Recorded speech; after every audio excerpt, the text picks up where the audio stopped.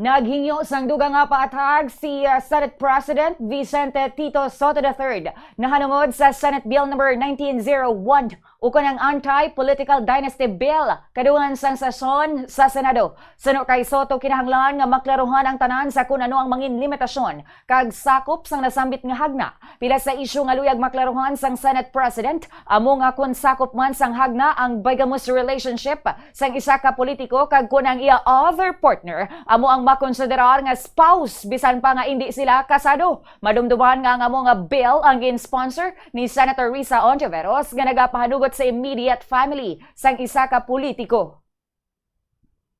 I am in favor of Senate Bill 1901. My interpellations would be focusing on clarification. Unions under Article 148 of Family Code, or those couples who are not permitted to marry or without void, such as bigamous marriages. Bigamy, of course, is a crime. In this case, are you going to require that there is a final verdict from the court to declare a couple to have committed bigamy under 349 of the revised penal code before they are treated as spouse under this bill?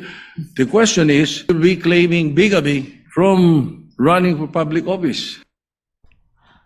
Si Senate President Tito Soto, ginatag naman ni Ontiveros nga hindi kinahanglan sang court findings sang bigamy agud ipatuman ang lahi. Suno sa Senadora ang Commission on Elections o kon COMELEC ang maghatag sang desisyon kung ang isa ka cohabiting couple ang mahambal nga yara sa idalom sang ginadumilian nga political dynasty relationship. Nagpahayag man ang Senadora nga kung hindi mag-ako ang magkarelasyon kag magdeklara nga wala na sila sang kaangtanan sa isa kag isa, posible nga ini amo ang mangin basehan sang kanselasyon sa Certificate of Candidacy o kon COC bangod sa willful concealment o kon falsehood batok sa iya ginsumpaan nga pahayag. Dugang pa ni Ontiveros nga makonsiderar ini nga restriction o kon disqualification sa isa ka mag-asawa nga applicable man sa cohabiting partner.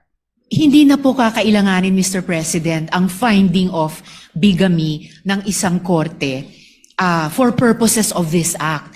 Dahil ibinibigay ng panukalang ito sa Commission on Elections na sila po ang magsabi kung ito bang mga elemento ng partnerships without the benefit of marriage ay nag-e-exist o hindi. Maaring may finding ang isang korte na bigamous yung relasyong iyon, maaring hindi pa.